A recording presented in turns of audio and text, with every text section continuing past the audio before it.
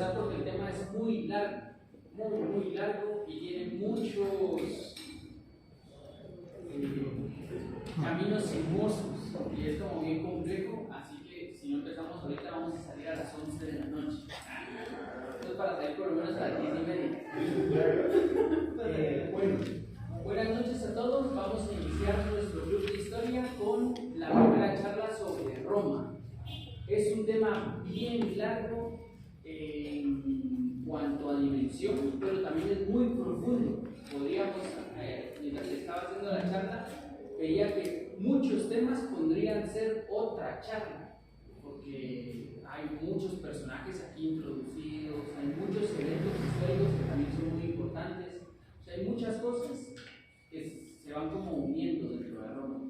Hoy específicamente no vamos a ver toda la historia de Roma, porque eso sí sería muy difícil, sino que solamente vamos a ver la historia del origen y fundación, la época de la República, la época de los reinos y la época de la República. O sea, eso es todo lo que vamos a ver hoy. Ya con eso son 700 años, suficiente como para poder. Hace poco nos decidieron que Harvard hizo un estudio sobre la importancia del Imperio Romano en la mente de las personas y sacó una conclusión que era como muy divertida, y era que 8 de cada 10 hombres piensan en el Imperio Romano. Y entonces la pregunta era, ¿por qué alguien está pensando en el Imperio Romano? O sea, ¿qué es tan importante como para que sea un tema que alguien tenga ahí y en la noche diga el Imperio Romano? Ahorita vamos a ver, parece ser que es más fuerte de lo que nos imaginamos, y hay muchos elementos del Imperio de Roma que siguen hasta nuestros días que nosotros ni sabíamos que pertenecían a Roma. O sea que estamos frente a algo que es muy grande y que ya existe en el inconsciente colectivo. No creo que exista una sola persona mayor de 10 años que no haya visto o escuchado algo sobre Roma o algún elemento. Si ya le enseñaron los números romanos, ya entró en el imaginario de Roma. O sea que el imaginario de Roma es muy grande y no nos podemos dimensionar el tamaño de lo que es. Así que ahorita vamos a empezar. Les sugiero que si quieren apuntar, apunten. Si quisieran llevar un control, porque por ahí voy a como avanzar y retroceder en algunos temas, como para, ¿se recuerdan de él? Bueno, ahora regresamos y esto, porque la historia es lineal solo para la mente estructurada que pretende que la vida es así, ¿verdad? Pero ninguna historia es lineal, todas las historias son circulares y se van haciendo complejas. Y en la complejidad de la historia hay que regresar varias veces al mismo punto. Así que vamos a estar regresando. Bueno, dada la introducción, buenas noches, bienvenidos a Nueva Acrópolis. Este es nuestro club de historia y arrancamos con Roma. Todos conocemos el mapa de Italia. Es que miren lo que tengo ahora.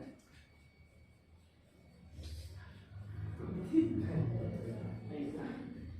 Pero no se ve en la pantalla. Apenas, ¿lo logran ver? No, ¿verdad? Está en la parte. No, se refleja. Pero sí se mira a lo lejos. A lo lejos.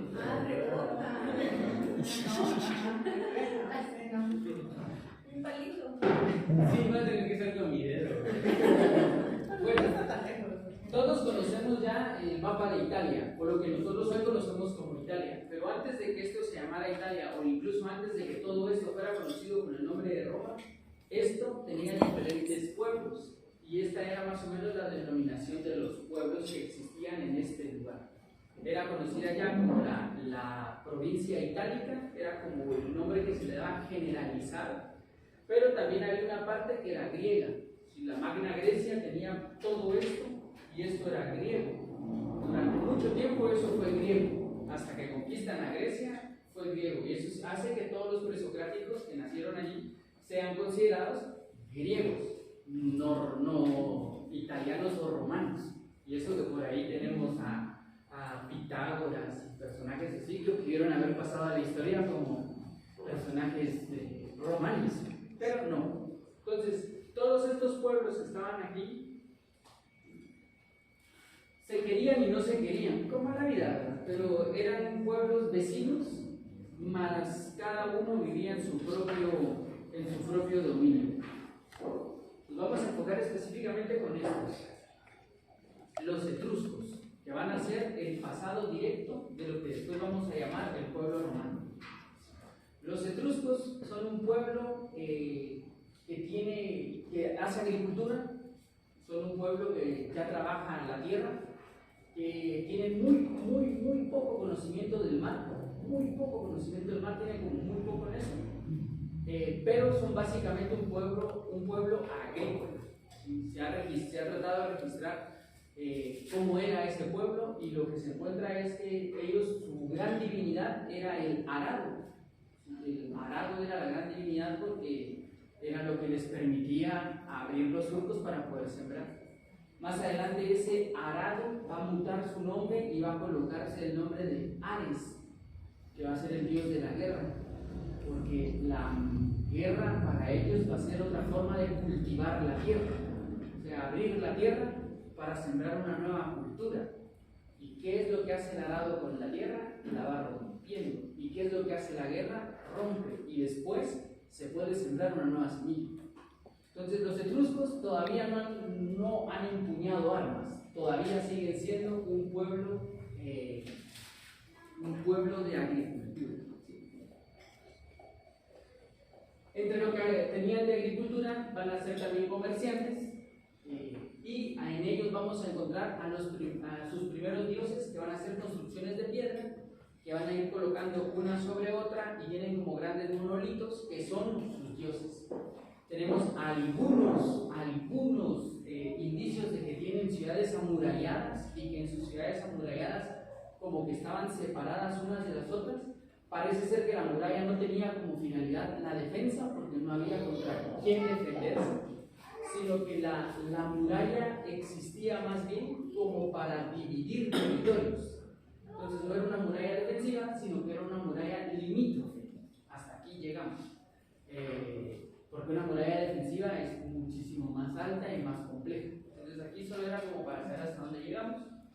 Y también vamos a tener una tradición muy fuerte en ellos, que van a ser los famosos arúspices, que son los adivinos. Adivinos que se basan en el vuelo de algunas aves y en las vísceras de algunos animales para poder predecir el futuro y para poder predecir lo que va a suceder. Esto es un dato importante, sobre todo el vuelo de las aves, porque en base a cómo vuelan las aves, ellos pueden determinar algunos eventos y hasta van a tomar decisiones en base de cómo vuelen las aves. No es poca cosa, ya van a ver lo que termina siendo esto. También era muy característico de los etruscos, una característica que les generaba a ellos mucho ruido a los pueblos vecinos, era de que los hombres y las mujeres tenían igualdad dentro del pueblo etrusco. Significaba que cuando había que pelear, cosa que ellos igual no iban a lograrlo y lo hacían muy poco, hombres y mujeres podían ocupar los mismos puestos. Las mujeres podían tener tierras, podían elegir con quién casarse, podían poseer cosas, y los pueblos de alrededor veían eso como algo muy extraño, sobre todo los griegos. Hay narraciones del siglo X a.C. en donde los griegos hablan de un pueblo rarísimo por allá, en donde hombres y mujeres tienen los mismos derechos. Qué raro. Entonces, aquí tenemos a Eurúspide haciendo su ritual ahí, simbolizado con las aves, porque él también era un ser alado. Entonces, estos son los etruscos. Aquí están los etruscos, y esto es Roma, miren. Es un puntito, va a ser una pequeñísima ciudad. Y todo esto van a ser las famosas ciudades etruscas. Ciudades etruscas que poco a poco van a empezar a expandirse. Y lo que van a hacer es que, entre otros pueblos, van a formar algo llamado la Liga Etrusca. Y es, juntémonos por si viene alguien a pelear con nosotros. Sobre todo porque ya escucharon de un pueblito que no vale 2 pesos, que es peligroso porque son como muy duros, llamado Roma o algo así. Entonces dice, ¿saben qué? Hagamos una liga de defensa para que cualquier cosa nosotros vamos todos juntos. Y entonces se forman todas estas ciudades y ellos arman la Liga Etrusca. ¿Y Roma? ¿Qué pasa con Roma? Esta era una charla de Roma de los etruscos. Dentro de los etruscos, sus símbolos más importantes van a ser la lugarquía o el bucamón, en donde el que gobierna es el más apto. O sea, el más apto para pelear dirige a los peleadores. El más apto para sembrar dirige a los que siembran. El más apto para cortar madera es el director de los que cortan madera. Y este puesto de la lugarquía o el bucamón, que era el nombre que se le daba, que dirigía a toda la comunidad de Rusia, era un papel que tenía tres funciones, que eran político, religioso y militar. Tenía que ser bueno en las tres para poder aspirar a tener este título. Entonces ellos tenían un líder que sentían que era completo. Entonces aquí ya vamos a ver algunos indicios de lo que Roma va a tomar también de este pueblo y que también se va a llevar hacia el futuro. Pero ¿y Roma? ¿Dónde está Roma?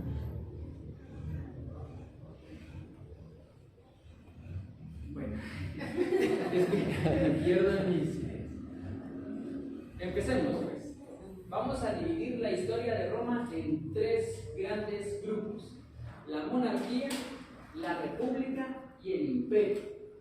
Así van a ser las tres. Y después vamos a dividirlo en el imperio de Occidente y el imperio de Oriente.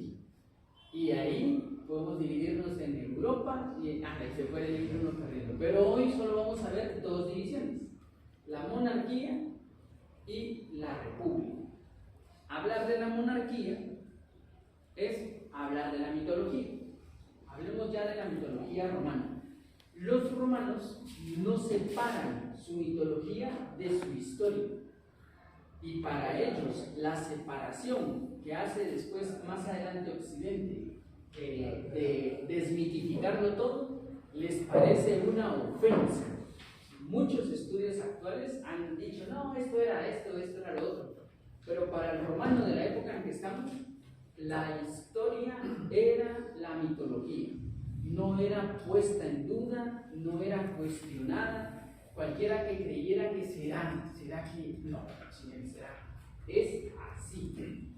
Entonces, la fundación de Roma se va a basar en el 21 de abril de 753 a.C.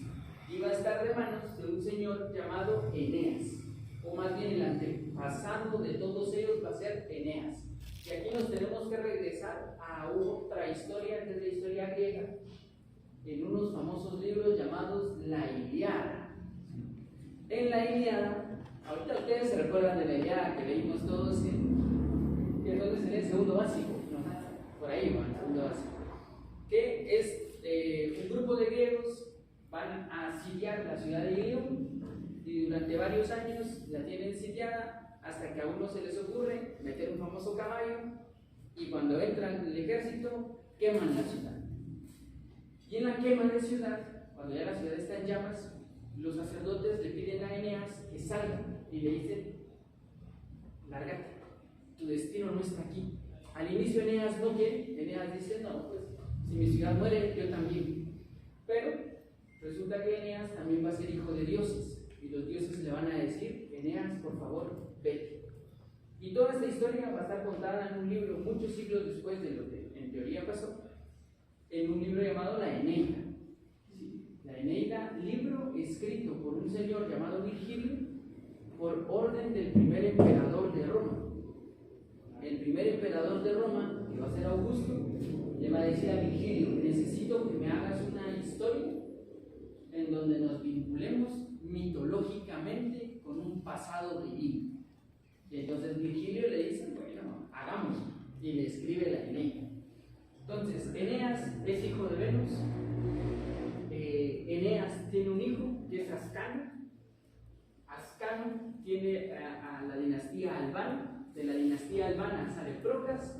De Procas sale Numito, Rea Silva, Marte, y de estos dos va a salir Rómulo y Remo. En su recorrido de Eneas hacia este lugar, hacia la parte itálica, él va a ir fundando algunas ciudades en su camino, pero sin duda la ciudad más importante que va a llegar es a una ciudad cercana a la Etruria, porque todavía no hay Roma. Llegan a esta ciudad cercana a la Etruria y de ahí se instalan y empiezan su vida.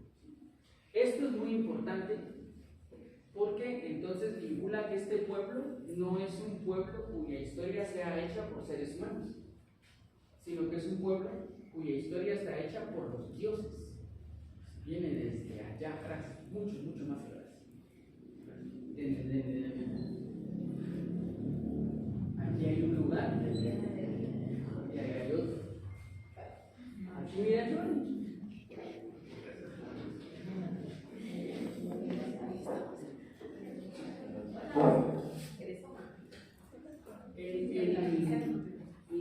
les recomiendo mucho si se pueden leer alguna vez la Eneida, porque Virgilio va a dejar como algunas predicciones de lo que va a suceder más adelante, y este es el juego del escritor, porque ella está viviendo el presente, pero está escribiendo la historia del pasado, y curiosamente en ese pasado ya se perfilaba lo que iba a suceder en el futuro.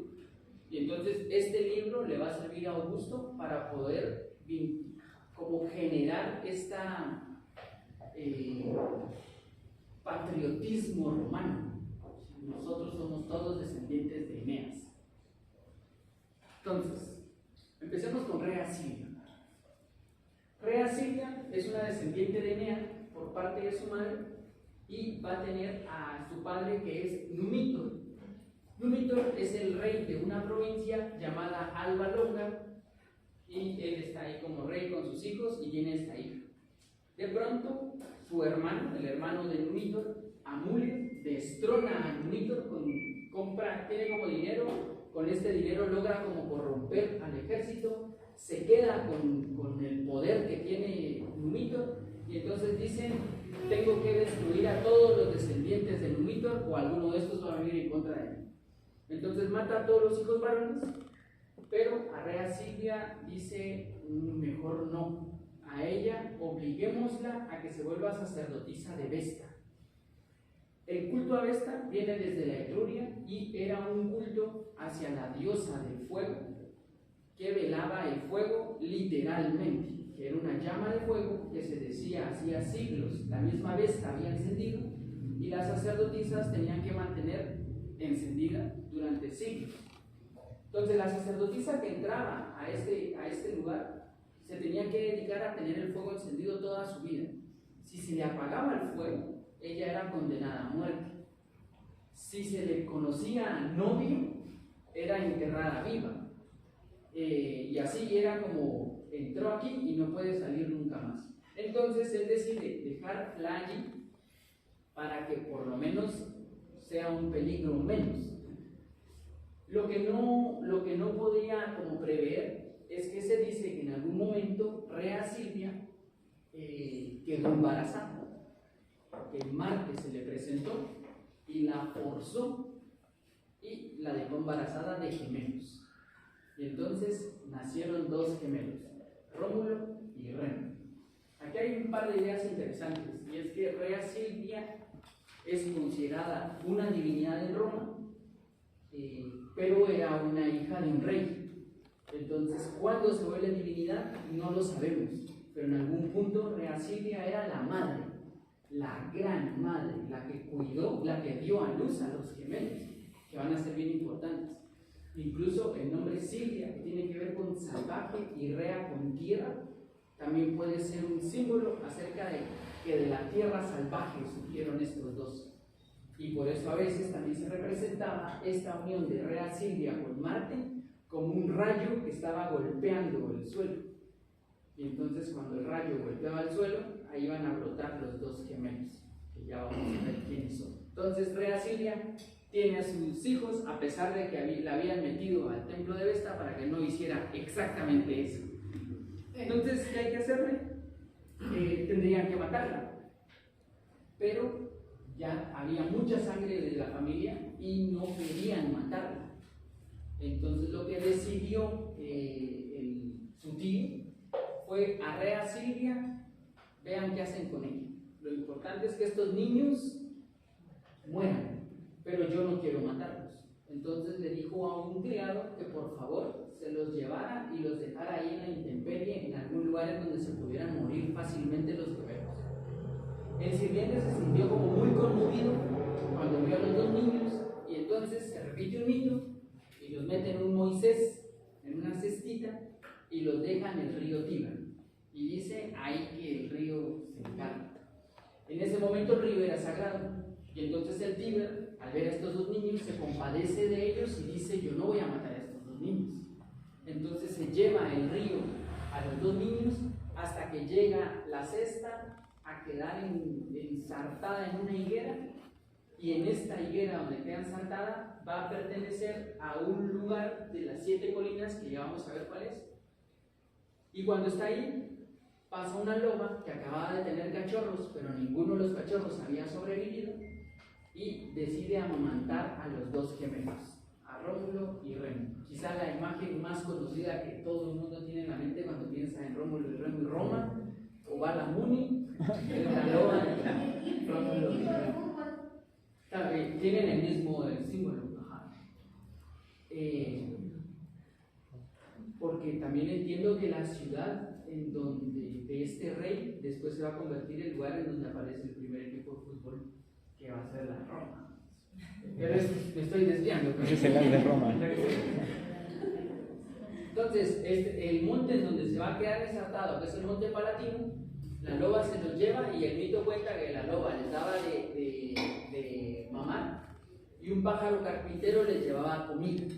Y entonces los niños empezaron como a sobrevivir, hasta que pasó un pastor llamado Faustulo, y Faustulo, al ver a los niños, se los lleva a su esposa llamada Acalarena, y ellos deciden criarlos.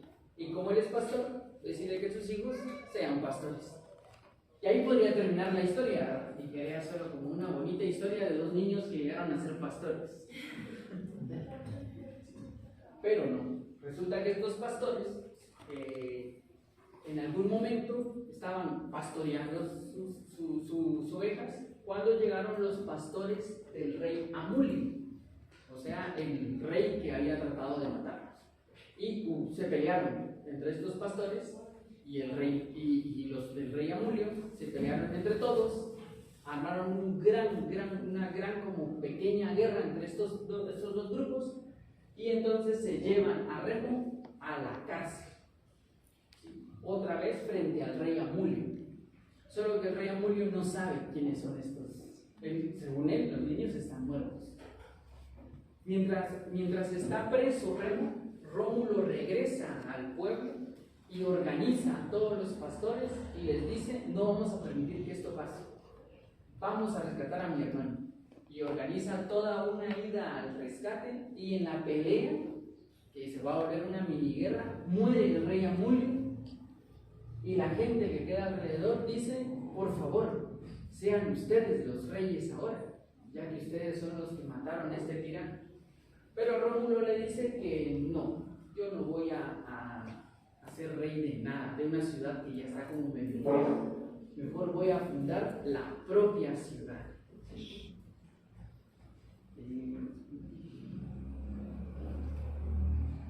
Le dan otra vez el trono a Numintor.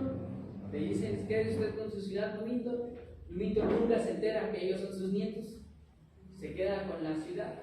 Y mientras tanto, Rómulo y Remo deciden que van a fundar su propia ciudad, pero los dos quieren que sea en montes distintos. Uno quiere que sea en el monte Palatino y otro en el monte que está enfrente, Aventino, entre el Palatino y el Aventino. Y como no saben cómo decidirlo, deciden subir al monte y ver algún augurio que pueda decir cuál es. Y resulta que Rómulo mira 6 aves y Remo mira 12 aves y dicen: yo miré más. Sí, pero yo vi primero. Pero yo vi más. Y entonces esta enemistad hace que Rómulo decida empezar a construir límites en su ciudad, y empieza a construir una muralla en el monte Palatino como para poder construir su propia ciudad. Y en la construcción de esta ciudad, Remo llega y se burla de él. Y en la burla, Rómulo se enoja mucho y terminan peleándose y lo mata. Entonces, algunas versiones del mito dicen que él mandó a matarlo, otras que se tropezó mientras estaban tratando de saltarse en ese momento. La consecuencia es la misma, se murió. Y entonces Rómulo decide fundar su propia ciudad. Y ahí se decreta el inicio de la ciudad llamada Roma, que va a ser una variante de su propio nombre. Roma sería la ciudad de Rómulo. Igual le hace un funeral sagrado a su hermano Remo, pero al final él se queda como el fundador.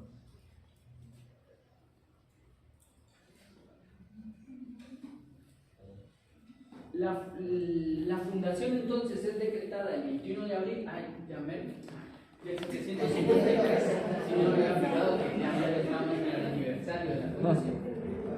Y a partir de acá van a cambiar muchas cosas en relación a este pueblo, porque resulta que Rómulo va a ser un líder nato, va a lograr organizar muy bien a los pastores y a todas las comunidades. Y rápidamente se va a dar cuenta que se necesita una organización social si lo que va a hacer es una ciudad. Si no, mejor que se queden como pastores. Y algunos senadores mucho tiempo después van a usar ese argumento para decir, bueno, Rómulo nos organizó para ser pastores y no tener organización, o nos hizo una ciudad. Y en la ciudad hay reglas, y cuando hay reglas hay orden. O sea, va a ser un argumento como muy utilizado. Y entonces ahora, ahí miren, podemos ver cómo se están peleando. Y creo que el anterior tenía así. Están viendo las aves. Aquí estamos viendo sus aves. Otras aves.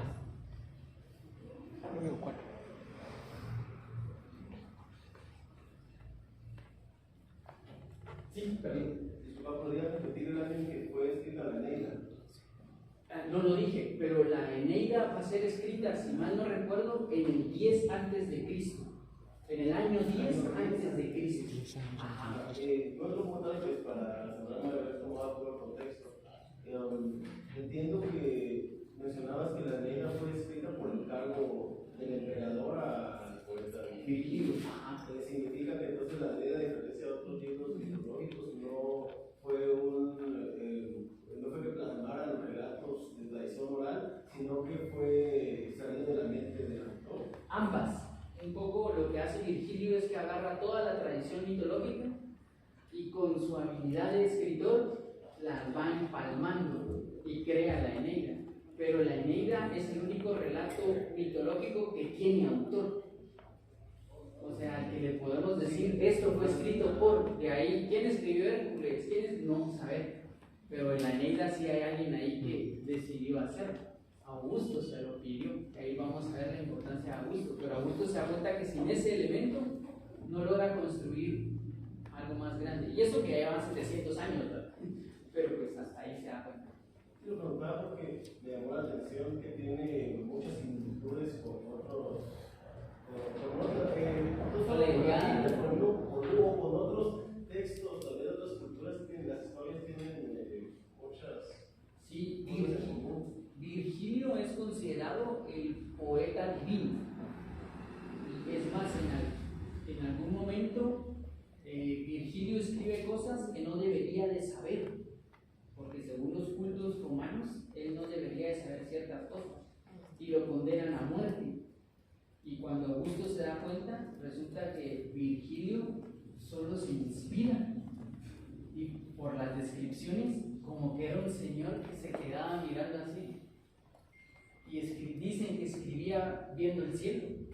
No sé si saber cómo era su proceso, ¿verdad? Tal vez sí, por eso es tan inspirado y se parece tanto.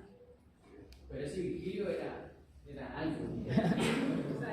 ¿Sí? Vamos. Avanzamos un poco. ¿Alguna pregunta hasta acá? ¿Puedo hacerles preguntas? A ver, ¿cómo va? Nombre de la colegio.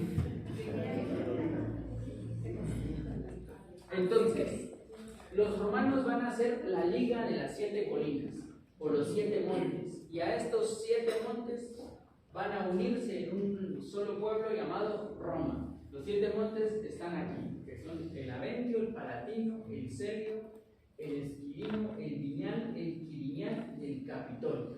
¿Sí? Los 7 montes que conforman Roma. Y claro, no son montes, ¿verdad? Así como montes, sino que son montículos. Pero la ciudad, el territorio tenía 7 montículos, que por cierto después van a construir 7 grandes templos o 7 grandes edificaciones en estos. Pero van a marcar ya la geografía de Roma. Entonces son 7 montes y van a tener 7 reyes. Entonces empezamos ya cómo estaba constituida Roma. Lo primero que se empezaron a dar cuenta es que la división tiene que ir en base a poniéndole prioridad a los fundadores. Los fundadores van a ser conocidos con el nombre de los patricios, o sea, las primeras familias que conformaron la primera unión de los 7 pueblos, cada una de las 7 colinas. Cada uno como se agrupó cerca de una colina y habían cierto número de familias y cada familia era considerada patricia. Claro, van a haber 3 familias principales y después como varias familias subprincipales, no se dice subprincipales, se dice secundarias. Secundarias, esa es la palabra. De lado estaban los plebeyos que no conformaban parte de los patricios, pero que pertenecían también a este pueblo que al inicio se había agrupado. No eran necesariamente estas familias, pero que estaban ahí alrededor. Estos plebeyos al inicio van a tener prohibido casarse con los patricios y más adelante van a poder casarse entre ellos, mucho más adelante. Pero al inicio, patricio con patricio, plebeyo con plebeyo. Y así se mantenía la pureza de los patricios y la pureza de los plebeyos. Después teníamos otro rango que era conocido como los libertos, que eran aquellos esclavos que se habían liberado, que algún plebeyo había liberado o algún patricio, o que sus amos habían muerto y se quedaba solo. Entonces él se conocía un liberto. La diferencia entre el liberto y el plebeyo es que el liberto no puede poseer tierras, pero puede moverse a donde quiera, cosa que no le va a suceder a los esclavos. Y los esclavos van a estar conformados por las familias de los derrotados. Las familias de los derrotados son llevadas como esclavos. Y como esclavos tenían de alguna manera una participación dentro del esquema principal de Roma. O sea, teníamos que tener en cuenta que yo como patricio tenía que tener cerca de mí plebeyos y tenía que tener cerca de mí esclavos. Si no, no podía formar mi dinámica de familia ni de nada.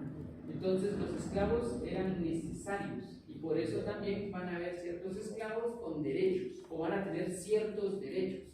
Porque si los matan todos, ¿quién sustenta toda esta pirámide? Entonces van a tener como regularizar.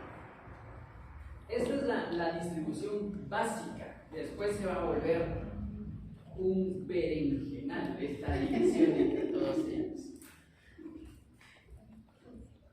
¿Cómo estaba conformado? Entonces, estaban los dioses le hablaban al rey, el rex, y este rey tenía un consejo que era el consejo de ancianos. De ahí viene la palabra ancianos, es senex, y de senex viene el senado. Entonces era el consejo de los ancianos, y este consejo de ancianos existía para que el rey pudiera ir y consultarle ciertas cosas a estos señores que van a estar conformados en su mayoría por los abuelitos de las familias patricias.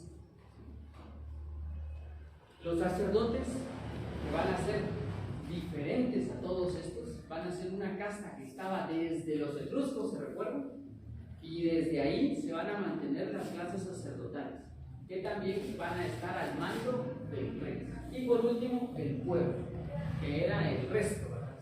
El resto era la población en general. Esta es la estructura básica. Les repito que esto se va a volver súper complicado, pero ahorita estamos en la monarquía todavía. Ahora, ya cuando se formaron bien y se establecieron y dijeron, bueno, miren, lo primero que sucede cuando se forma una ciudad es que vamos a ser atacados.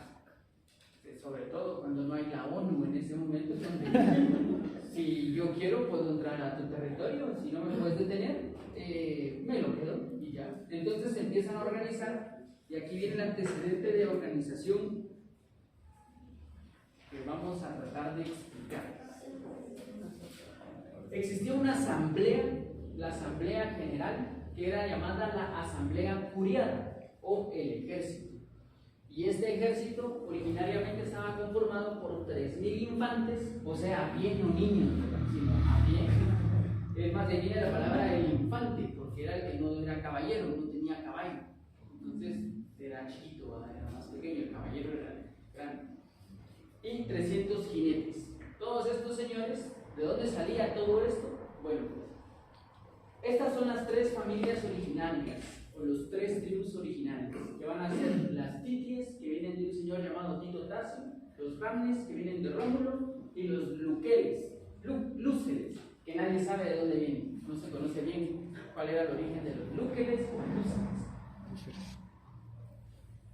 Cada familia tenía un padre, o sea, el padre era el representante de la familia, y él era el que hablaba por toda la familia.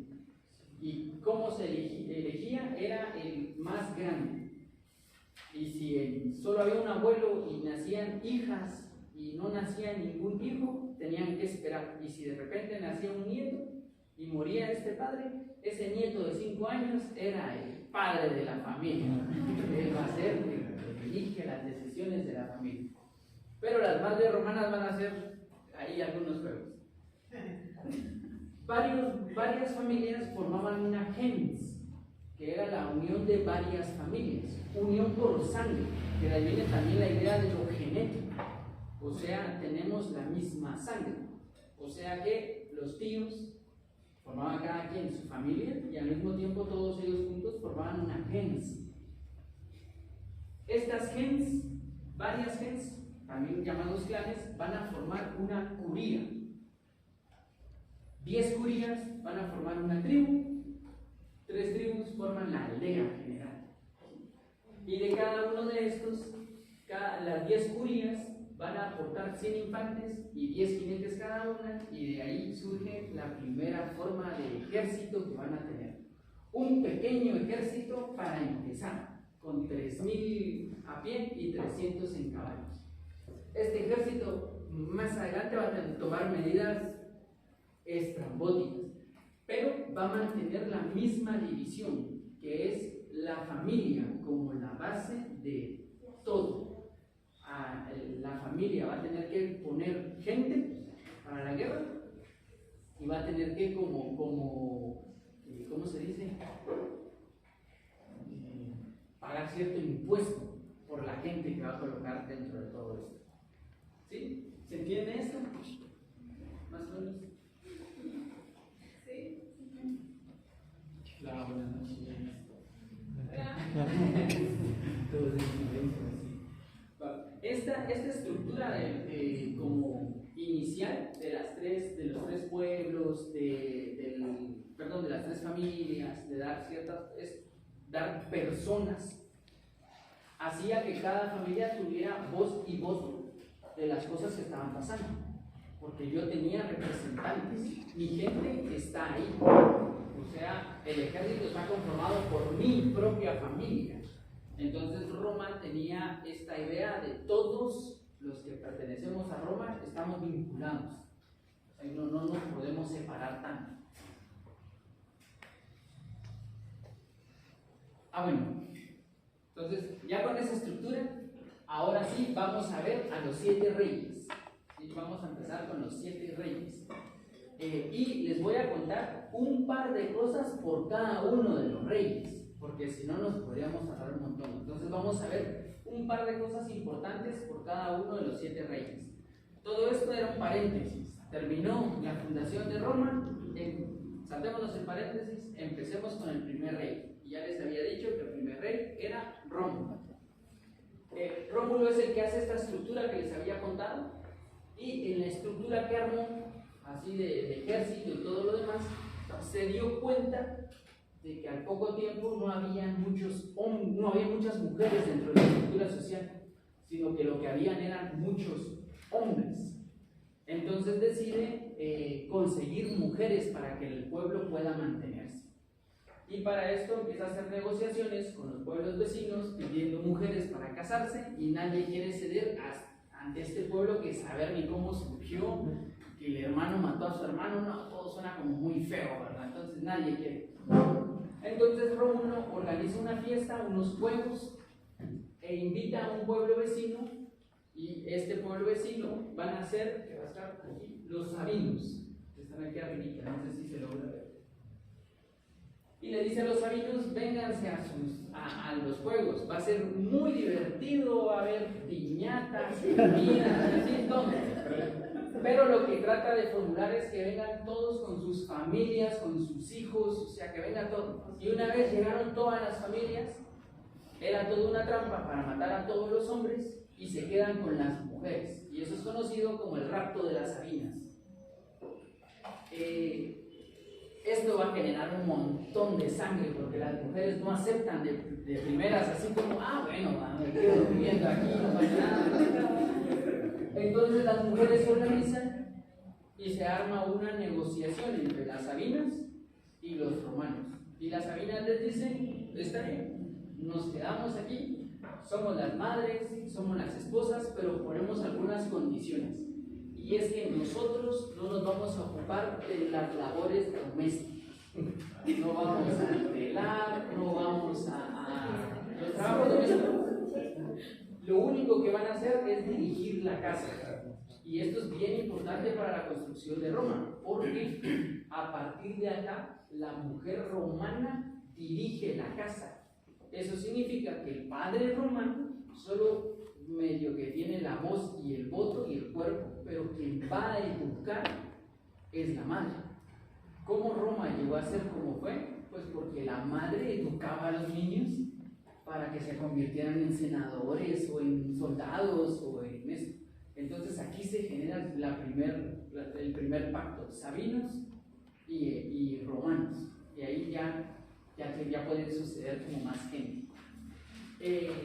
Esto es uno de los grandes aportes de Rómulo. Este cuadro es conocido así como el rapto de las Sabinas, y por ahí pueden ver cómo están tratando de salvar a los niños y todo lo demás. ¿Sí? Primer rey, pasamos al segundo rey, Numa Pompilio. El segundo rey, Numa Pompilio, una vez muerto Rómulo, Numa Pompilio asume el reinado. El reinado no es hereditario, pero sí es vitalicio. O sea, yo soy rey hasta que me muero, y el siguiente rey lo tiene que elegir, lo que les había mencionado antes, la asamblea curial. Es esta asamblea la que elige quién va a ser el siguiente rey. Y en este caso, el siguiente rey es Numa Pompilio. Y este Numa Pompilio, entre los grandes aportes, es que hace el colegio de pontífices y va a empezar a levantar ya los primeros templos formales a Vesta y a Júpiter. Entonces es Numa Pompilio el que empieza a darle mucha fuerza al culto sagrado y empieza a colocar la parte importante de tener dioses. También va a construir el templo Ajano, y el templo Ajano va a ser importante durante toda la época romana. Una vez se construye el templo Ajano va a ser el símbolo de si están o no están en guerra. Si estaban en guerra, se abrían las puertas del templo Ajano y había una ceremonia de apertura de las puertas del templo Ajano, y cuando terminaba la guerra se cerraban las puertas del templo Ajano, cosa que va a pasar bien poquito.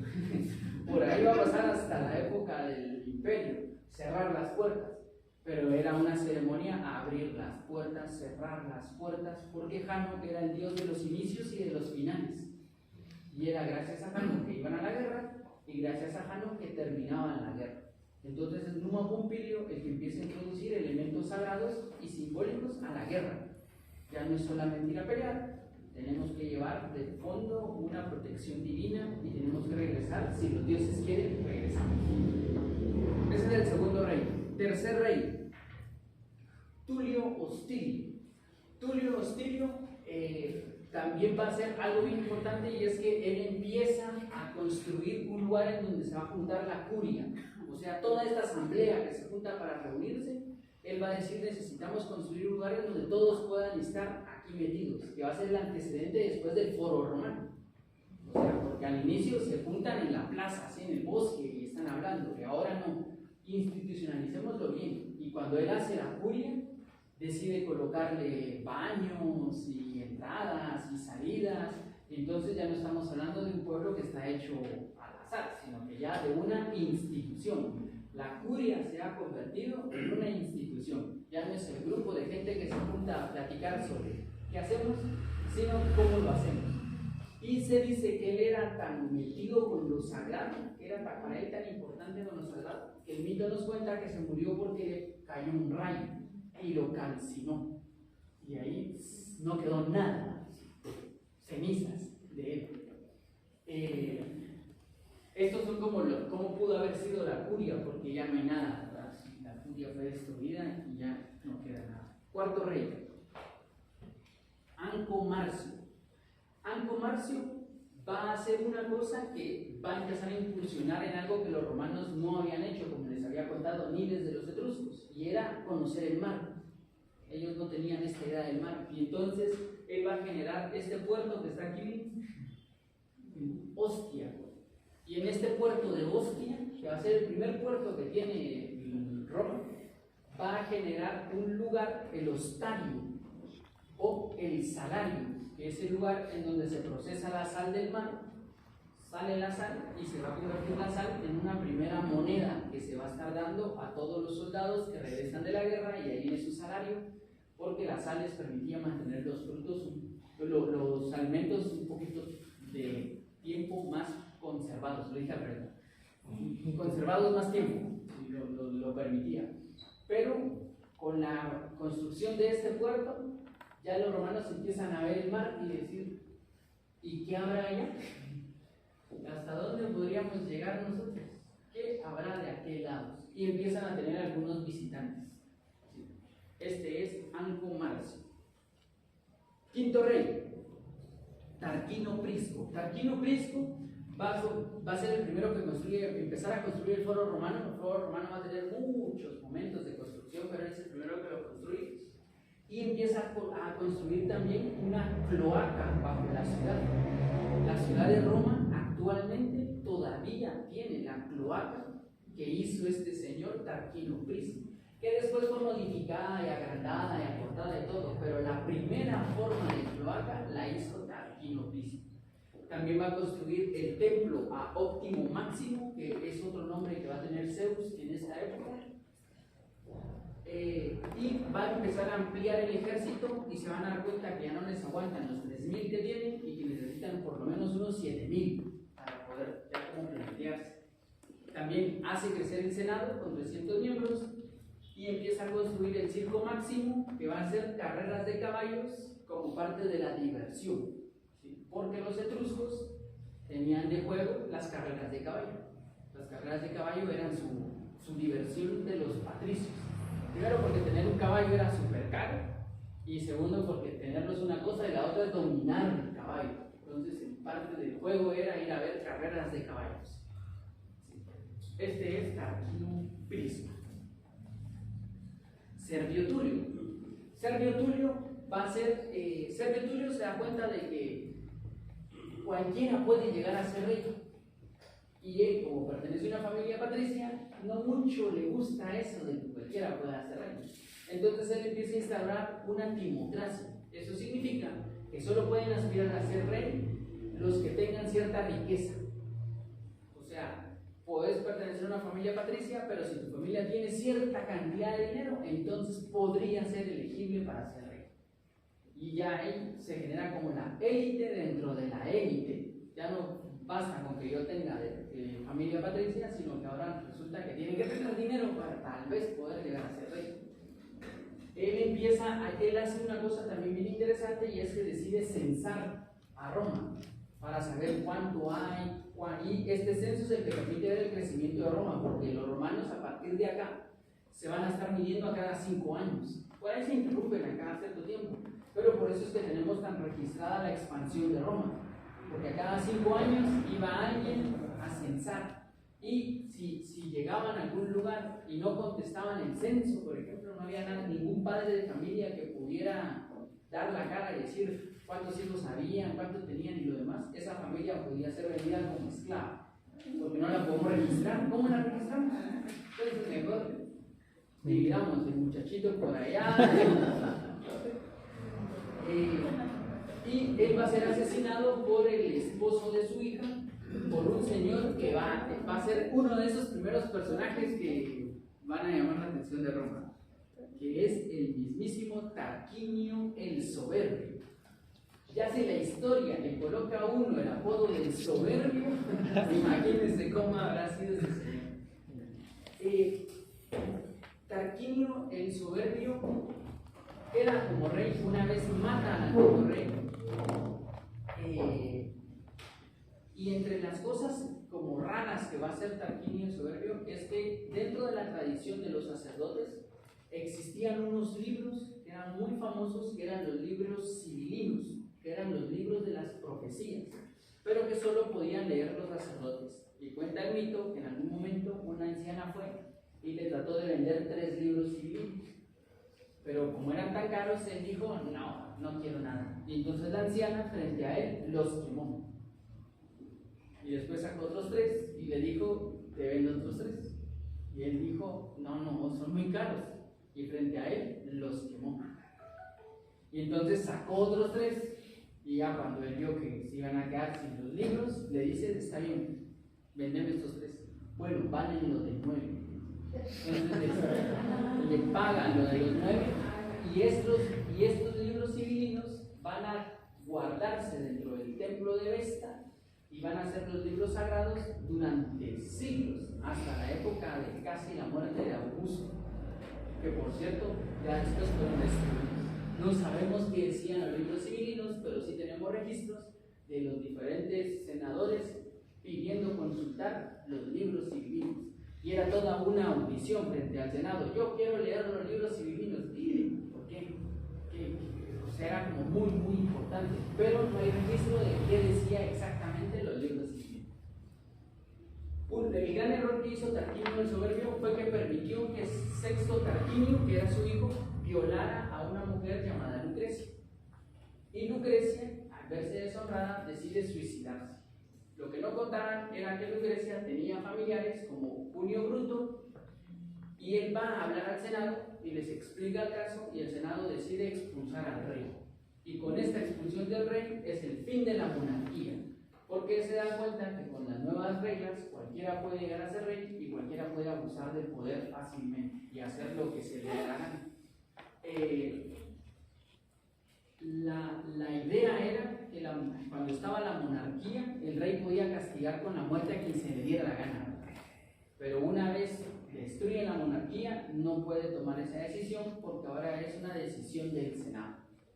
Y ya, la expulsión de Tarquinio marca el fin de la época de la República.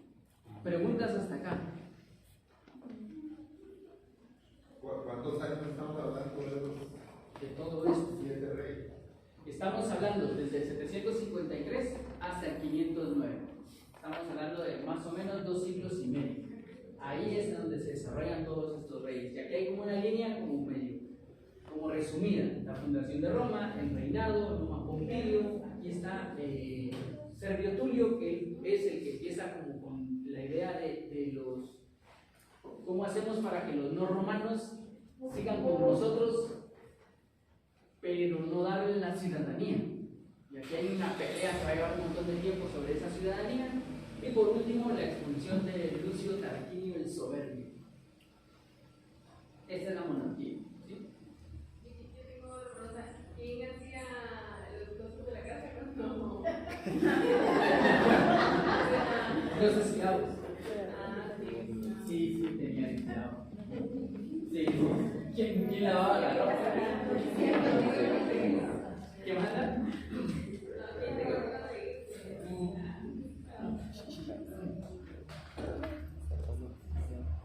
¿Estamos bien? ¿Avanzamos un poco? Pasemos entonces a la República Romana.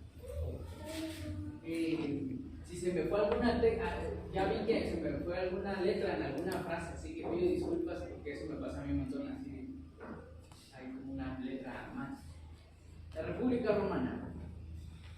En el capítulo anterior vimos la expulsión del soberbio. Este cuadro se llama así, la expulsión del soberbio. Y parece ser que fue un poco así. Pero ese señor era un soberbio. O sea, la expulsión no solo fue como fuera de aquí, la expulsión fue que le quitaron todo, lo desnudaron, lo amarraron, mataron a su familia y le dijeron, váyase o se muere usted. Pero él se llamaba el soberbio. Entonces dijo, esto no va a quedar tan fácil, ¿verdad? Ahí está Tarquinio el soberbio. Entonces Tarquinio va y hace algunas alianzas para atacar a Roma. Y ahí empieza la primera guerra de Roma, allá como guerra que va a ser contra Veies. Después gana Roma y Tarquinio se va con Clusio, y también van a atacar a Roma, y ahí vuelve a ganar Roma.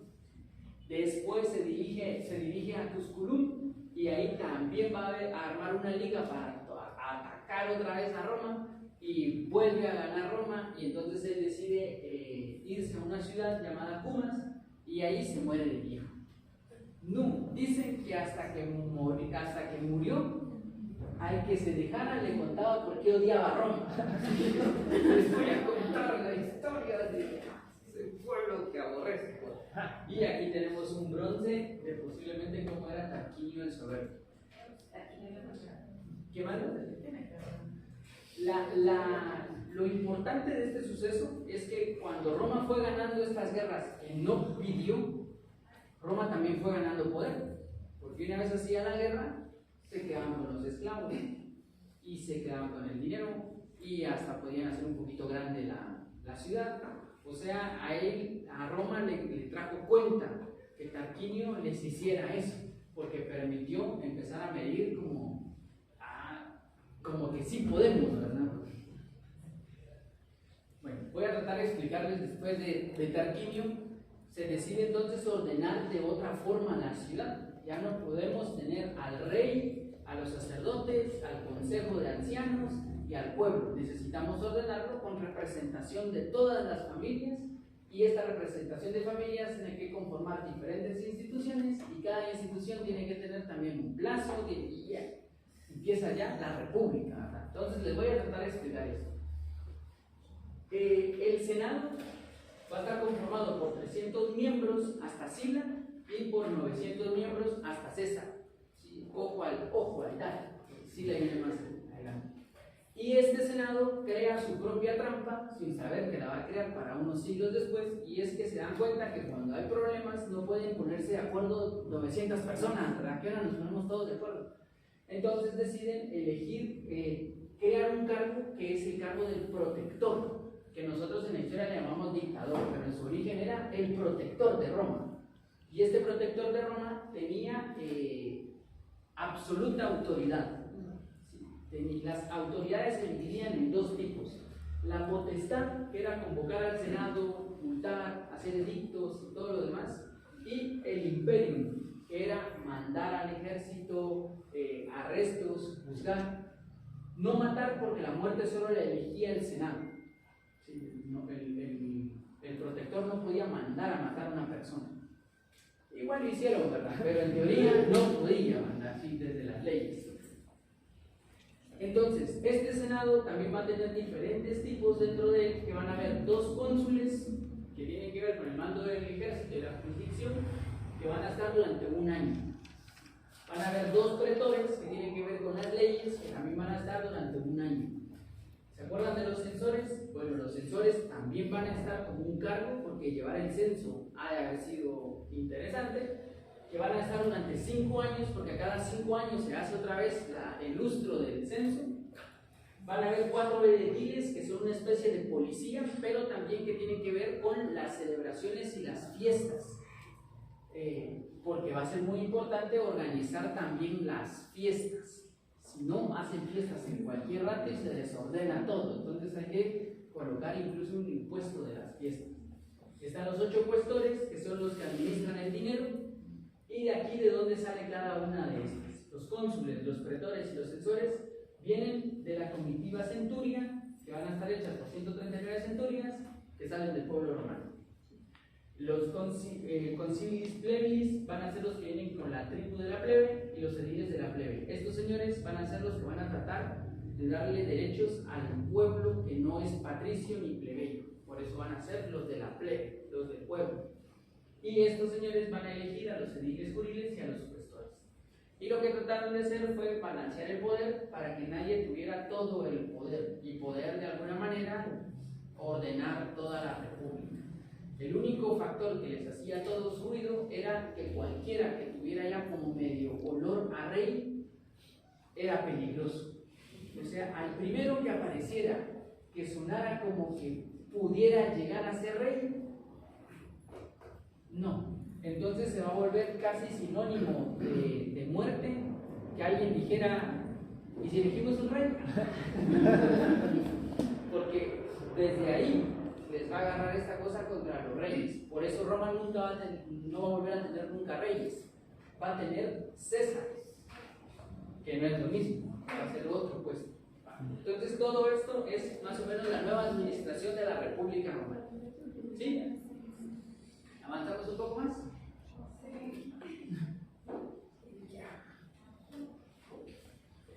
La Asamblea del Senado, como tal, como les conté, al inicio eran 300 miembros y todos estos señores tenían que aconsejar, fijar presupuestos, declarar las guerras, tenían que controlar en general todo lo que iba a suceder.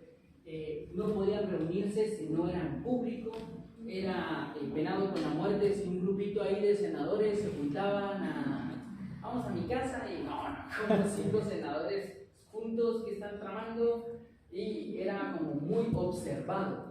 El pueblo miraba a los senadores. Tal senador iba en el mercado. Yo vi al senador que estaba cruzando de no sé dónde. Porque el senador servía al pueblo. Y como era un servidor del pueblo, el pueblo lo consideraba su empleado. Y le exigían ese tipo de cosas. Igual van a hacer un par de trampas, ¿verdad? Ahora viene esto. Esto se lo voy a tratar de explicar como rápido, porque cuando fue creciendo la república, decidieron volver a establecer todo esto para ver cómo podían ordenar mejor la república. Y entonces decidieron que iban a haber otros puestos de cónsules, de pretores, de censores, de ediles, de tribunos, de todos estos señores. Y los iban a elegir dentro de diferentes comicias, que van a ser los grupos de los soldados.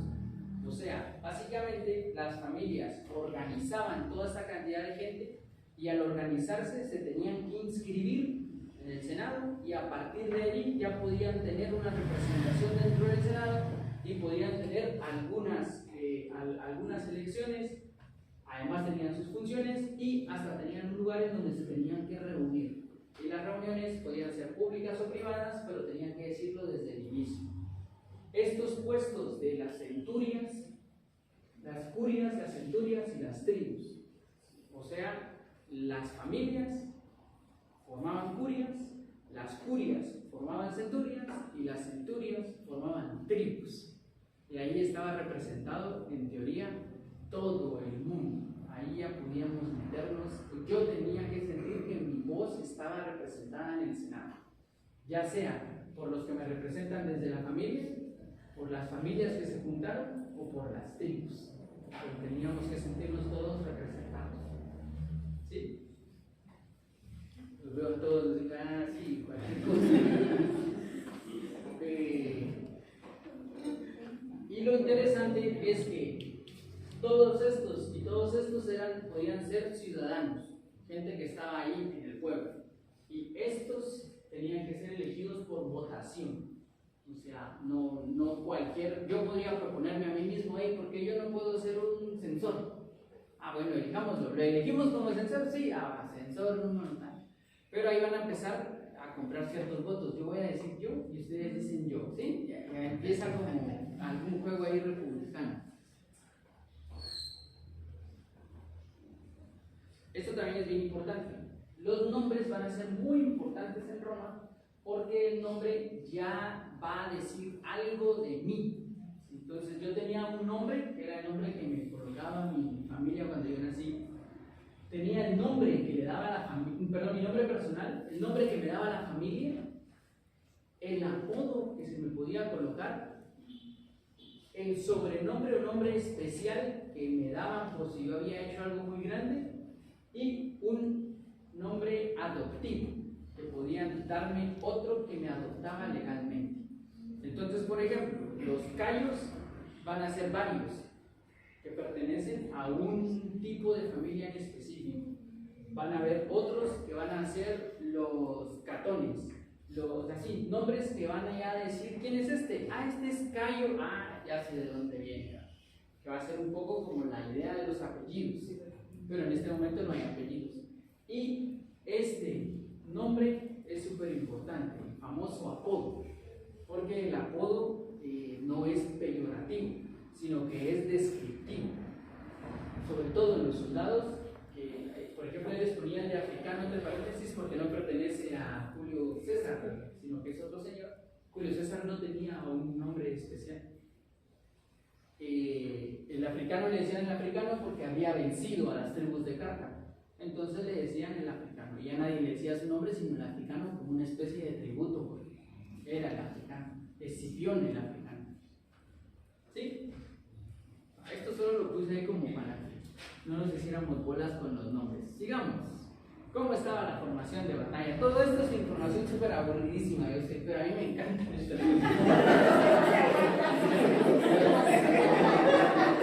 Tengo esa debilidad por este tipo de cosas.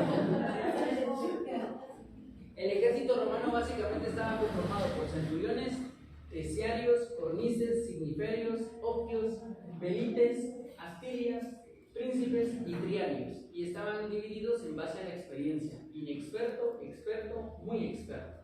O sea, el que se moría primero, el que medio sobrevivía y el que podía volver a la guerra. Y aparte, los que tenían mucho dinero podían participar en la guerra con sus caballos, que eran los equipes.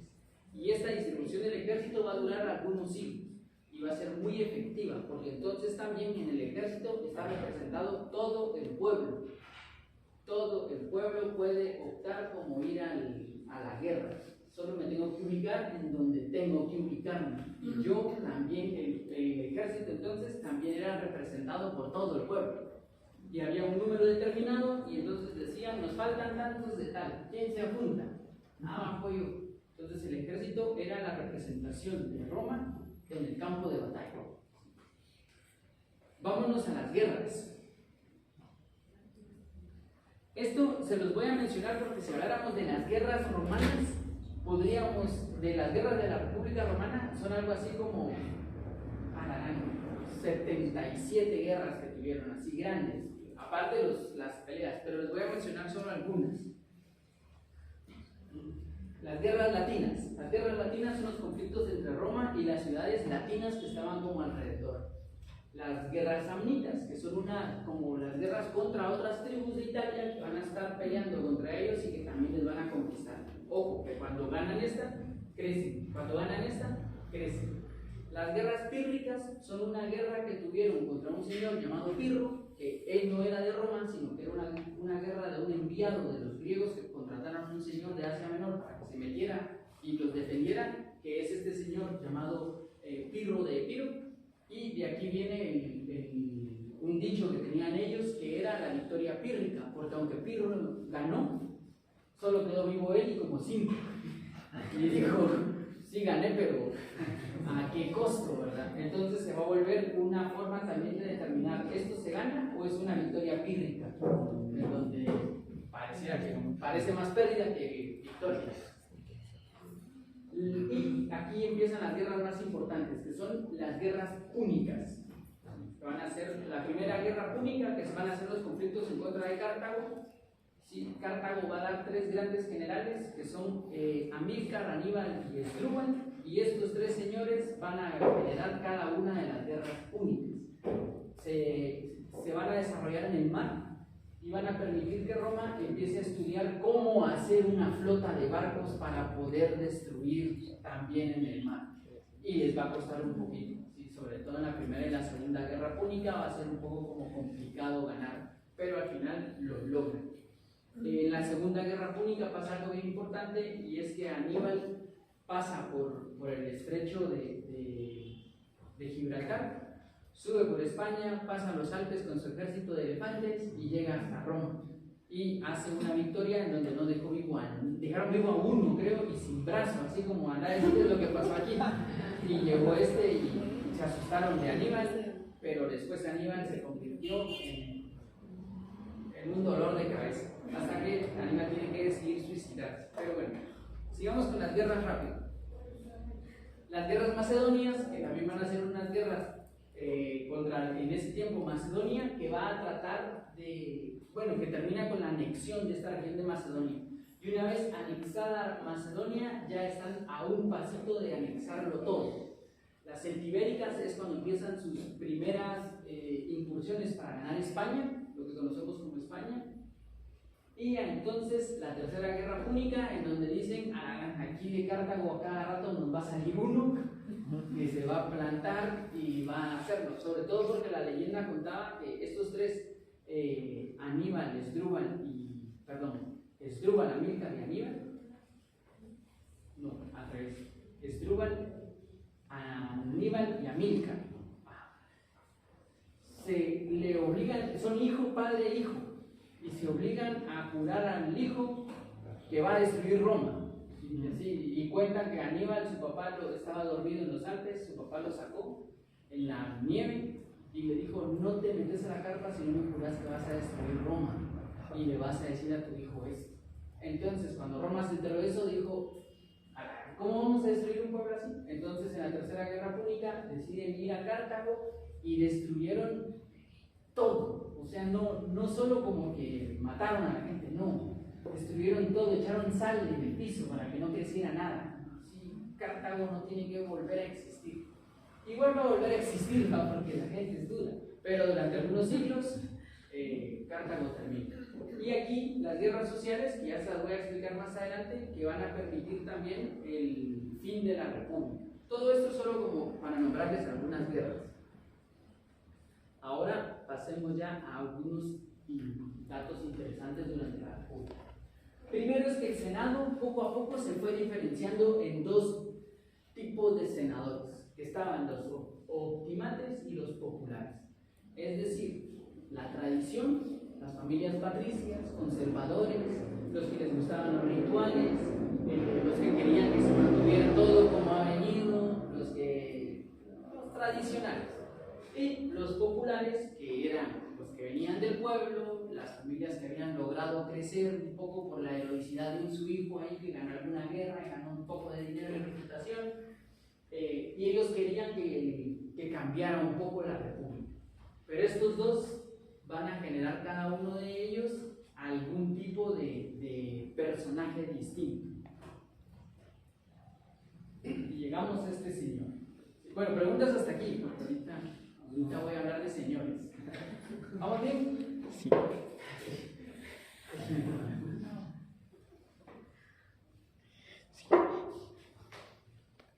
Entonces, hay ciertos personajes que son interesantes dentro de la República. El primero de ellos es un señor llamado Cayo Mario.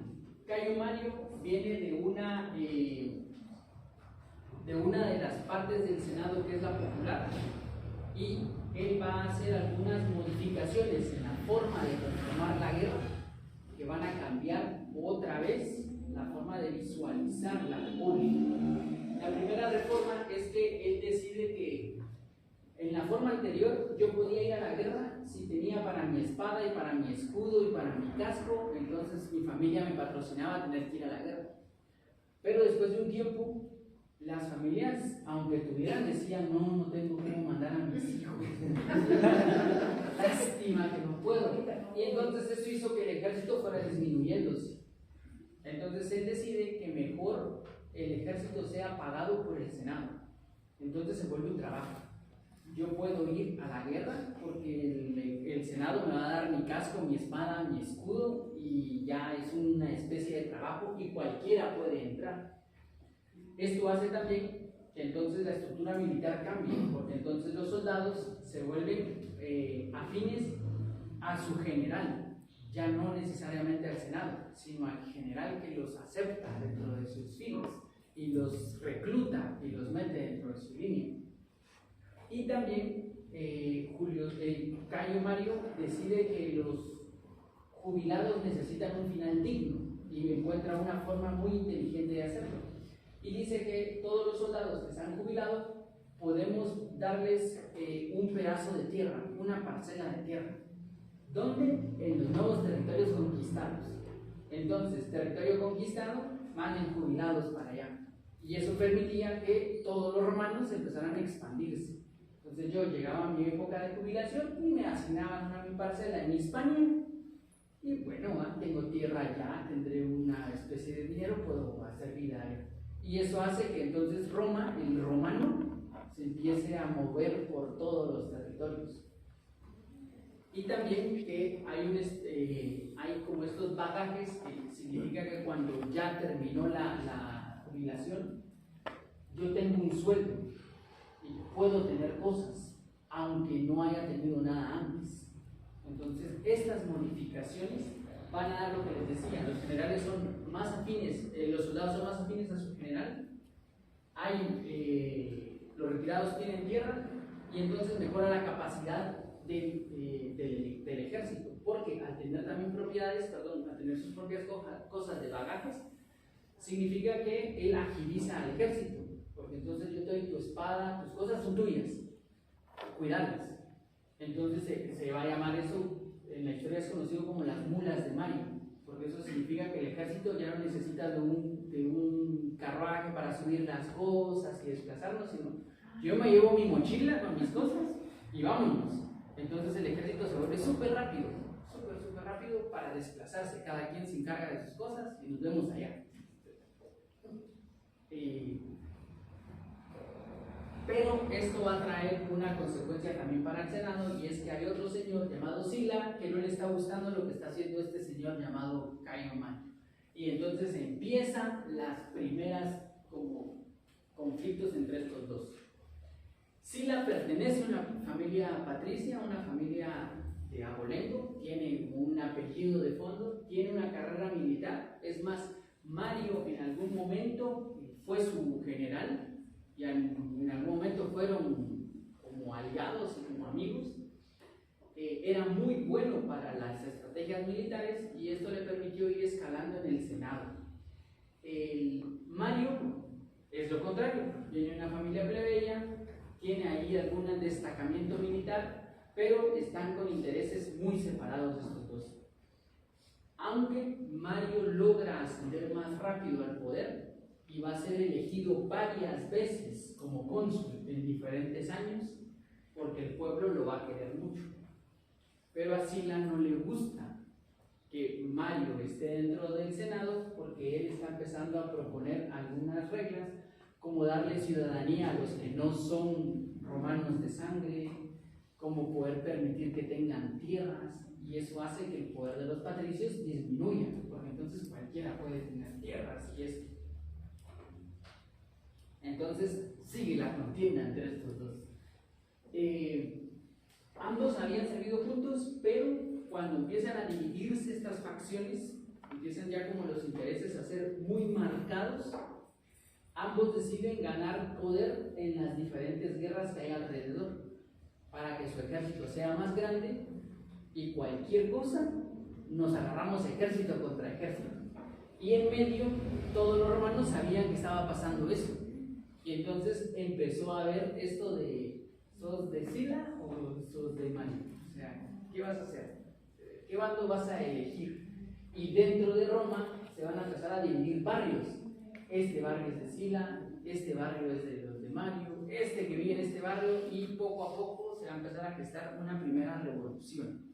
Y esta es la primera guerra civil. La primera guerra civil que la va a ganar Sila. O sea, ya se enfrentan abiertamente, deciden pelearse dentro de Roma y gana Sila y Mario tiene que huir. Sila decide expandirse, decide que va a ser más grande Roma, decide también que él va a ser el nuevo protector de Roma, el Senado lo elige como protector, y mientras él se va a expandir Roma, Lucio Cornelio, con ayuda de Mario, regresan y vuelven a atacar Roma. Y entonces tiene que regresar otra vez Sila, y al final Mario muere de viejo. Pero Sila, que ya también es grande, va a ser asesinado. Sila regresa, Sina, el compañero, es asesinado, y cuando Sila regresa, decide que necesita poner orden, porque todo quedó desordenado entre estas guerras, y elige a tres generales que han destacado que le van a ayudar a poner orden, que van a ser Craso, Cecilio y un jovencísimo Pompeyo, que ojo, va a ser bien importante. Él se proclama protector y se consideran los 3 años del terror de Roma, porque él como protector decide sistemáticamente matar a cualquiera que estuviera en el bando de Mario, y le inventan crímenes y le dice al Senado, bueno, hoy vamos a juzgar a 11, los 11 son culpables, ¿sí? Bueno, todos culpables, o sea, sí, sistemáticamente, era la siembra del terror.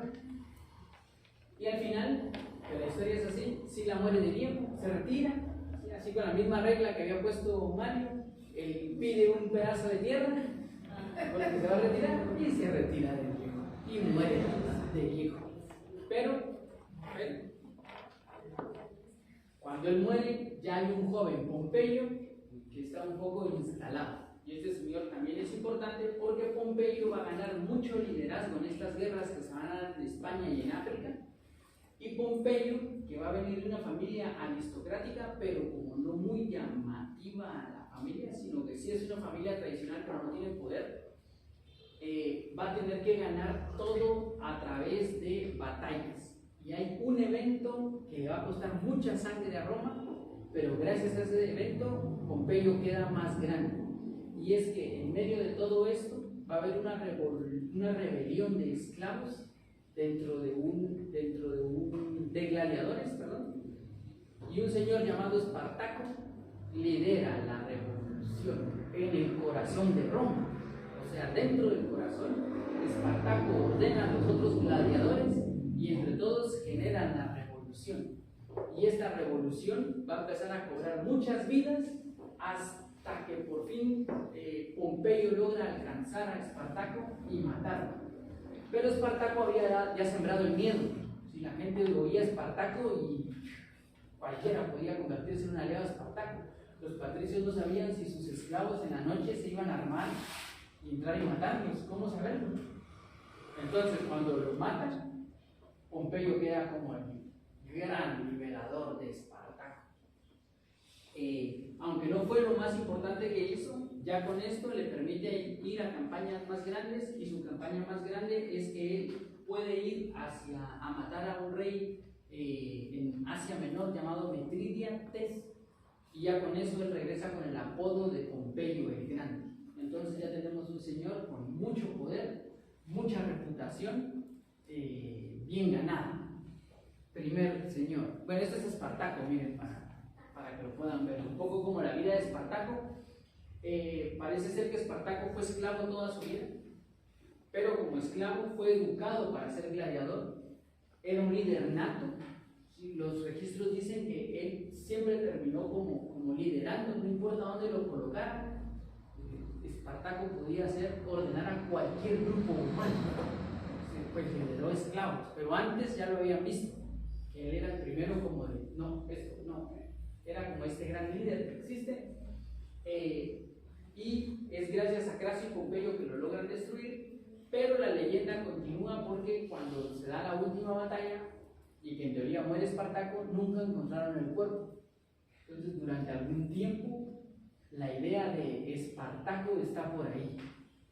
Creo que con vos hablábamos la leyenda de por qué también Jesús fue muerto tan rápido, porque de ahí en adelante cualquiera que sonara como a revolución, levantamiento, Espartaco, mejor que eso no crezca y de una vez, porque Espartaco dio indicios de que estaba armando revoluciones, pero Roma nunca se había enfrentado a una revolución dentro de Roma, entonces lo minimizaron y les costó un poco de sangre.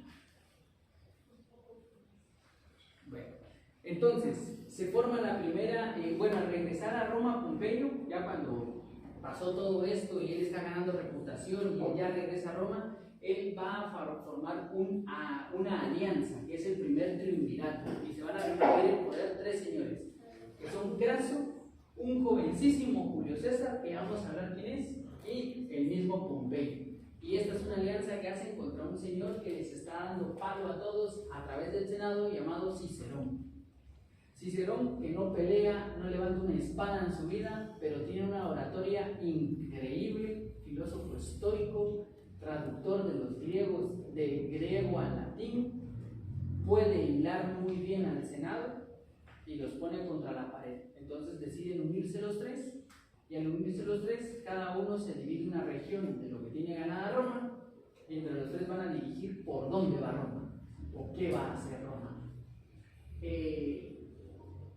El triunvirato se deshace porque ellos eran como unidos un poco por el poder, no porque se quisieran, ¿verdad? Amigos no eran, sino porque era la necesidad de tener que mantener ese poder. Y para formar ese poder, César le dio a su hija a Pompeyo para que se casaran, y cuando muere la hija, entonces es, mira, yo ya no te debo nada, y ahí se termina el triunvirato. Y con el fin del triunvirato, hablemos de Julio César.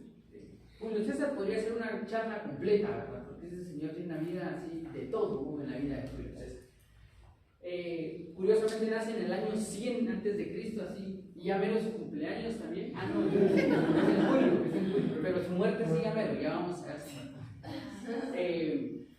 Él va a tener como una vida muy ajetreada, va a ser soldado desde muy joven, va a ser vendido a los piratas, va a ser esclavo durante algún tiempo, va a ser liberado después, va a tener a un tío que es muy importante dentro de la historia, un señor que ya les mencioné llamado Cayo Mario, que es su tío. Cuando César era muy joven, y están matando a todos los aliados de Mario, pues llevan a César frente a Sila. Y cuando ve un muchachito, que la narración dice que Sila vio a un joven que incluso temblaba un poco frente a él, dijo, no, perdonemos la vida, este no va a hacer nada en su vida. Fue elegido cónsul y su campaña más famosa es una campaña que va a liderar contra las Galias para conquistar toda la parte de los galos, que hoy sería como Francia, Suiza y todo eso. Y se va a enfrentar contra un general que era como, les daba mucho miedo a los romanos, llamado Vercingetorix, y se los va a llevar así Vercingetorix a Roma como el caudillo. Entonces esa suena como a se las puede contra todos. Estas conquistas le dan mucho poder y mucho prestigio militar, pero sobre todo su ejército va a amar a Julio César. Así el ejército, después de haber vencido en el sitio de Alesia, decide que César es lo que César diga. Entonces ya tenemos a Pompeyo, que tiene un montón de poder, y ya tenemos a César, que también tiene un montón de poder. Entonces, ¿qué va a pasar cuando 2 personas tienen mucho poder? Bueno, pasan un par de eventos antes. Pompeyo es declarado cónsul único, quiere impedir que César, para que César no fuera cónsul, deciden aceptar a un señor llamado Marco Antonio, para que no haya tantas guerras. Pero Marco Antonio no sabe si irse con Pompeyo o irse con César, y Marco Antonio está así como entre los dos, y entonces a César solo le queda enfrentarse directamente contra Pompeyo. Solo uno de los dos puede quedar vivo aquí. Y entonces viene la Segunda Guerra Civil, Pompeyo versus César. Toda la guerra civil inicia cuando César decide cruzar un río, el Rubicón, que la leyenda dice que César dijo, bueno, la suerte está echada, crucemos esto y a ver qué pasa, porque era prohibido atravesar el Rubicón con el ejército. El ejército tenía que quedarse acampando del Rubicón para allá. Si atravesaba el Rubicón, significaba que estaba entrando armado a las fronteras romanas, y eso era un crimen. Y una vez lo hace, entonces el Senado tiene que decir a Pompeyo, por favor detenga a ese señor, porque él no puede entrar con su ejército para acá. Empiezan a pelearse y al final gana César, y Pompeyo tiene que irse a Egipto. Y en Egipto, un señor llamado Ptolomeo XIII, un poco para quedar bien con César, decide matar a Pompeyo, pero a César esto le cayó mal. Entonces decide ir a Egipto. Y dice, ¿cómo me están matando a mi gente? Yo puedo matar romanos, ustedes no. Y cuando llega a Egipto, se hace amigo de Cleopatra, muy amigo de y tanto que tiene un hijo con Cleopatra. Y entonces ya Cleopatra tiene la sensación de que tiene al heredero de Julio César, porque tiene un hijo con él. Después vuelven a pelear contra Sexto Pompeyo, que es el hijo de Pompeyo, que les declara también la guerra, y en esta guerra él va a conocer a su sobrino, que también es un muchachito de 14 años, llamado Cayo Octavio Turín. Y cuando lo conoce, le gusta tanto la forma de ser, que decide convertirlo en su heredero. Y entonces Cleopatra dice, ¿y mi hijo? No era mi hijo el heredero. Y César dice, no, el heredero va a ser este muchacho, que es mi sobrino. Pero tiene 14 años, todavía no puede hacer tanto con esto. Hasta que en el 45 él se declara a sí mismo el nuevo dictador de Roma. Vamos a ordenar Roma, porque ha quedado, después de todo esto, entre Pompeyo, Sila, Mario, todo está como desastroso. El Senado no se sabe a quién le va y a quién no le va, quiénes son corruptos y quiénes no. Y entonces César decide hacer ciertas reformas como dictador. La primera es que aumenta a los senadores, organiza municipios, el sistema de impuestos, reparte tierras dentro de la clase media, funda colonias fuera de Roma, pero ya colonias, no solo como los jubilados que se iban a las tierras, sino que él viene y arma gente y dice, todos ustedes, vámonos, vamos a armar una colonia con todos ustedes. Es el primero que empieza a legislar, empieza a fundar el derecho romano, ya como reglas que tenemos que cumplir todos, empieza a fundar bibliotecas, hace el calendario, hace el foro, genera templo a la Venus Genectrix y ya el Senado le da la sensación de que este señor se quiere convertir en rey. Y se recuerdan que rey era mala palabra, entonces la gente en el pueblo ya le dice rey a César, ya viene el rey. Esto ya es peligroso. César reiteradamente en discursos dijo, mi nombre no es rey, mi nombre es César, y de ahí en adelante la palabra César es el nombre del rey. Así se llama César porque es el rey. Pero no pueden decir rey, porque no somos un reinado, ¿verdad? No podemos ser un reinado. Como ya huele a peligro, entonces deciden mejor lo vamos a matar. Y entonces se genera algo llamado el Idus de marzo, que ese sí ya está cerca, el 15 de marzo. El 15 de marzo incluso era un dicho en la antigua Roma, cuidado con el Idus de marzo, que era el momento en donde convocan a César todo el Senado, pero lo que están tramando es la muerte de César. Y entonces ya todos conocemos la historia de que apuñalan todos los senadores a César. Y dos de los que lo apuñalaron, que eran más conocidos, que son Bruto y Cayo Casio, van a tratar de alguna manera como matar también a Octavio, porque Octaviano era como el heredero y mejor que muera, ¿verdad? Cuando eso sucede, Cleopatra decide irse de Roma, porque Cleopatra estaba con César, y dice, yo me voy con mi hijo porque aquí no va a quedar nadie vivo, ¿verdad? Y Cleopatra se vuelve a refugiar otra vez en Egipto y se vuelve a declarar ella misma la nueva faraón de Egipto. Y dice, bueno, aquí déjenme en paz, yo ya estoy con mi hijo, ya no quiero saber nada de ustedes. Pero viene la tercera guerra civil. Y la tercera guerra civil es que una vez ella huye, Marco Antonio es elegido cónsul, y Cicerón ve que Octavio puede ser su aliado. Y dice, cuidado porque este Marco Antonio te va a hacer algo. Marco Antonio está en contra de ti. Entonces deciden ir a atacar a Marco Antonio en Egipto.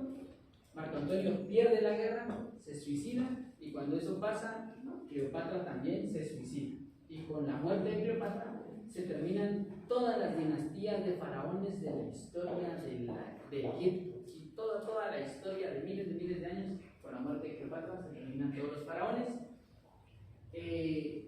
Después quieren desmontar el Senado. Deciden que un problema para el Senado es Cicerón. O sea, Cicerón es muy bueno para organizar el Senado. Y entonces deciden tenderle una trampa.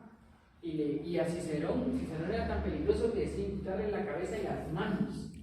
Porque les daba la sensación de que si le quitaban la cabeza, la mano podía escribir otro discurso que podía. Entonces, no. O sea, se refieren a que podría haber un impostor que dijera, este discurso lo dejó Cicerón, pero si ya están las manos y la cabeza, no pudo haber sido Cicerón el que lo escribió. Entonces, Antonio se va a quedar con, cuando está la pelea de Marco Antonio, Antonio al inicio tiene Oriente y Octavio se va a quedar con Occidente, pero cuando ya muere Antonio, entonces nadie se queda con el Oriente y Octavio se queda con el Occidente, y Octavio decide que ya mató a todos los malos, ya no hay ninguno que quiera corromper, Cicerón está muerto, el Senado está limpio, ya no hay generales del pasado, y entonces él viene y dice, pienso que lo que tenemos que hacer es empezar a separar el pleito político con los intereses personales. Y durante mucho tiempo bueno, esto es lo que ya les había contado de la muerte de todos estos, y llega un momento en donde Octavio dice, ya ordené todo, Egipto ya es nuestro, tenemos trigo gratis, tenemos, Marco Antonio ya no existe nadie, solo quedo yo. Entonces le voy a devolver al Senado el poder. Y hace una ceremonia y le devuelve al Senado todo el poder. Y él se va a retirar. Se va a retirar como de 27 años, ¿verdad? Y así como me voy a ir a vivir lejos de una mislita y no pasa nada. Pero el Senado se da cuenta de que necesita alguien que los ordene, porque aunque ya se quedó sin cabezas todo, ¿cómo empezamos a ordenarnos? Y entonces deciden darle un título a Octavio, que es el título de Augusto Cónsul Princeps, o sea, el nuevo emperador. Al inicio lo toma así como, ¿están seguros que sea yo? Porque yo no quiero, pero el Senado ve que él es muy poderoso y deciden exigirle que él sea. Y con esto termina la República Romana, con este señor que el 16 de enero del 27 a.C. es proclamado Augusto y Princeps. Esto es interesante, porque no todos los emperadores romanos fueron augustos, ya que el Augusto era un título religioso. A él le dan el título religioso en donde casi que lo divinizan, que le va a servir un montón más adelante. Y entonces él tiene todos los poderes, tiene el poder político, tiene el poder militar y tiene el poder religioso. Y ahí termina, empieza el ascenso del Imperio Romano. Un breve resumen, así rapidito. Todo esto es la República, miren, desde el 500, aquí están como cuando crean lo del dictador, aquí empiezan a formar ciertas leyes, empiezan a construir las guerras púnicas, la Segunda Guerra Púnica, cuando anexionan Grecia, y aquí es cuando ya aparece Cayo Mario, la revuelta de los esclavos dirigida por Espartaco, Julio César y el triunvirato, las guerras de las Galias, cruza el Rubicón, César derrota a Pompeyo, asesinan a César, el segundo triunvirato, Marco Antonio y Cleopatra son derrotados, Octavio renuncia a sus poderes, Octavio es proclamado Augusto. Esa es como a grandes rasgos la línea de tiempo de la República Romana. Bueno, preguntas hasta acá. Hay un montón de detalles, ¿verdad? Por eso también se llama ventana a la historia, porque es como pasar por una ventana. Es bien grande toda esta historia. Pero antes de irnos, les tengo algo. Les voy a mencionar 3 símbolos que son bien importantes en la historia romana. El primer símbolo son las famosas águilas. ¿Sí? Las águilas que van a estar colocadas en estandartes, que al inicio todo el mundo va a colocar en el estandarte de su familia un lobo, diferentes animales dentro del estandarte. Pero a partir de Mario se decide que el único que se va a utilizar son las águilas. Y a esta águila le vamos a colocar las siglas SPQR. El Senado, por el Senado y el pueblo de Roma. O sea, esto es una representación del pueblo de Roma en el campo de batalla. Y van a haber diferentes formas de colocarlas. Pero ahí en adelante el águila es súper importante. Toda la guerra romana lleva un águila. Incluso hay guerras que ganan porque les roban las águilas. Y al robarle las águilas, ellos sienten la derrota, aunque hayan ganado, pero les robaron las águilas, que era como muy, muy importante. El segundo símbolo son las fases. Las fases era un símbolo que se utilizaba para decir quién tenía el poder político y quién tenía las leyes. Y eran este tipo de troncos que tenían cierto número de tablillas, todas amarradas con un color específico de cuero y con un hacha que les salía. Y eran gigantes. Y entonces estos señores significaba que tenían un poder para poder incluso decretar muertes, proponer leyes. Eran la autoridad dentro del campo de batalla. El único momento donde tenían que quitarle el hacha era cuando tenían que entrar a Roma, porque en Roma nadie podía matar sino que era el Senado. Estas eran las fases. Y por supuesto los números romanos, que también son un símbolo muy importante. Números romanos que no pertenecían a los romanos sino a los etruscos, y que los romanos van a tomar y van a modificar un poco, porque al inicio no era una V, sino que era como una especie de tridente y así, como que había cambiado. Pero los números romanos vienen desde los etruscos hasta Rocky II. Así como súper importante. Este es el número romano más antiguo que se ha encontrado, que es de la Etruria, y que se demuestra que antes se escribían al revés, porque este número está mal escrito. No podía escribirse I, sino que tenía que ser I. Aportes rápido para Roma. Desarrollan el concepto de ciudadanía, o sea, empieza la idea de ser ciudadano romano, empieza la idea de la infraestructura y la urbanización, empiezan a generar cultura y literatura. Las innovaciones militares de ahí en adelante van a ser ellos los campeones. La ingeniería y la arquitectura también. Todavía los acueductos funcionan en Roma y son hechos desde la República Romana. El sistema de acuñación de monedas también lo inventan ellos. Desarrollan la medicina, el sistema de ingeniería hidráulica, desarrollo de agricultura y hasta tienen un legado lingüístico, porque conforme van uniendo a todos los pueblos de alrededor, deciden que el latín va a ser la lengua, y el latín es el papá de algunas de nuestras lenguas hasta nuestros días. ¿Sí? Preguntas hasta acá. El tema del ciudadano del mundo todavía no está ahí. Todavía no, ese es del imperio. Ajá, ahí todavía no han llegado al mundo. ¿Cómo fue este avance? Miren este avance. Esto era Roma al inicio, miren. En el 509 a.C., 334, 300, 286, 273, 236, 196, 177, 167, 146, 122, 117, 103, 93, 70, 55, 43, el 30, el 29. Que es cuando termina la última expansión antes de que termine la República. Pero miren, eso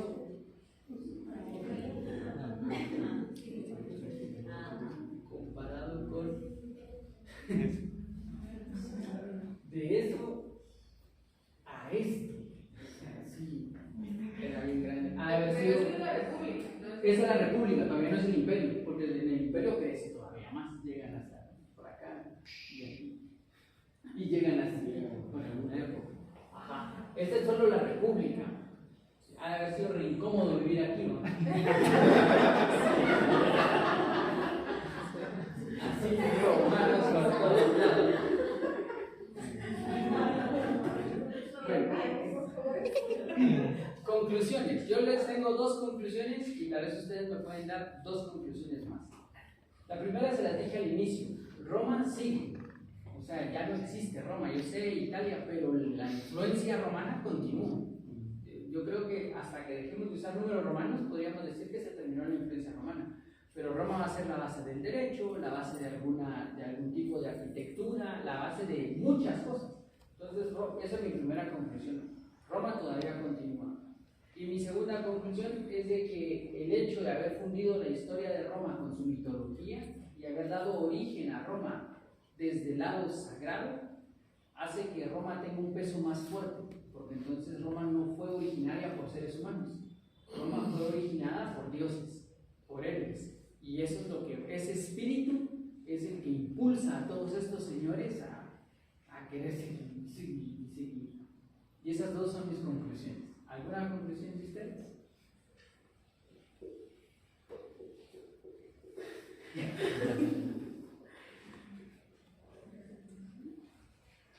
Tal vez voy a llamar su sombra, me di cuenta de que esa lucha entre conservadores y progresistas se mantiene. Toda la vida va a haber el conservador y el no conservador. Parece ser que desde que hay representación en el gobierno van a existir las dos posturas.